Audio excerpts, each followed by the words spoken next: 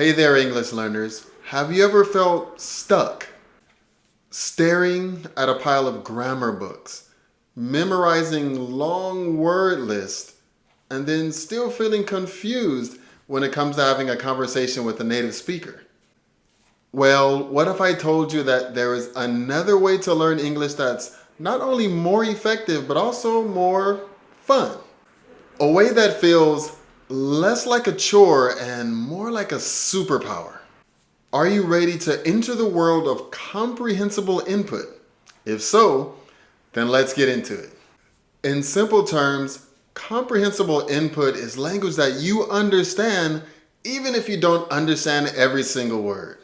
It's that sweet spot where something is slightly above your level, but you're still able to grasp everything in context. Think of it like this. A baby doesn't learn how to speak by memorizing a dictionary.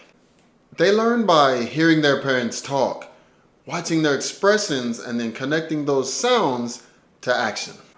They're getting lots of comprehensible input. The genius of this approach is that it's how our brains are naturally wired to acquire language. It bypasses the frustrating process of translation and memorization and goes straight to building an intuitive feel for the language. So, how do you find this magical comprehensible input for English? I've got some practical, actionable steps for you right now. The key is to find content that's not too hard, not too easy, but just right for you.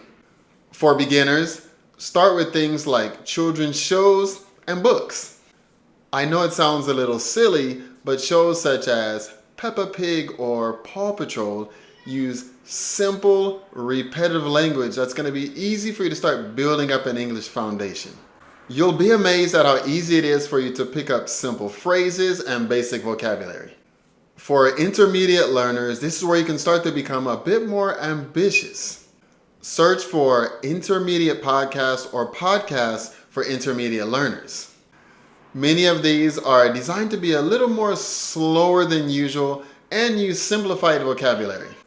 On YouTube, find channels that are made specific for English learners, or you can find channels that have a topic that you are generally interested in, but have more of a simplified style.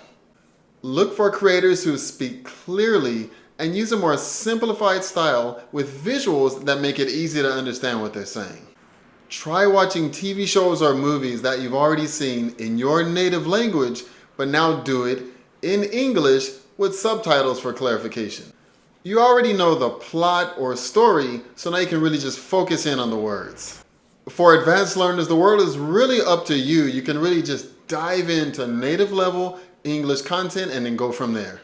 For example, now when you're listening to podcasts, you can look for podcasts on any topic you love, from technology to true crime. For books, you can read fiction or nonfiction. And don't worry about looking up each and every word. Try to guess the meaning from the context. You'll build vocabulary much faster this way. Here also, for movies and TV shows, you can watch anything and everything. Don't necessarily worry about the level once you get to an advanced stage. This is the big one.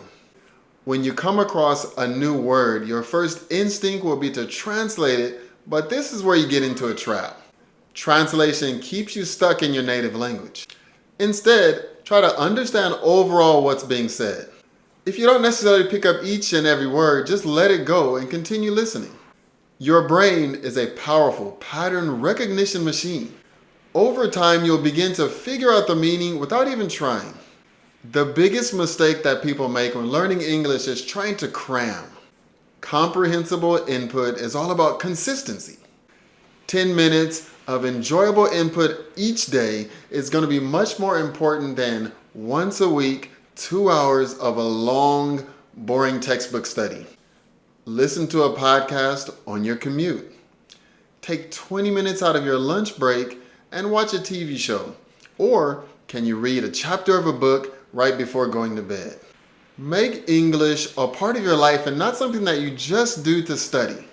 The more comprehensible input that you get, the faster you're going to learn. Think of it like a plant. You don't just water it once a month and expect it to grow big and healthy. You give it a little bit of water each day. Your brain needs a consistent flow of English to start building the connection and intuition to become fluent in English.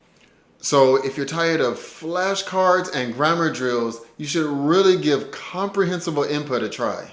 Find something you enjoy, whether it's just a silly cartoon or a fascinating podcast, and really immerse yourself in it. You'll be surprised at how quickly you go from a student who's just studying English to one who's really living in English. I hope this video really gives you some good ideas on how comprehensible input can really help you to boost your English learning experience. If you guys got any good benefit out of this video, I hope that you would share this video with someone else that you think it would help.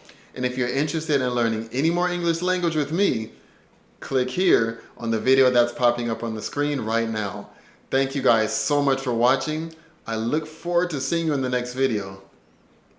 See you.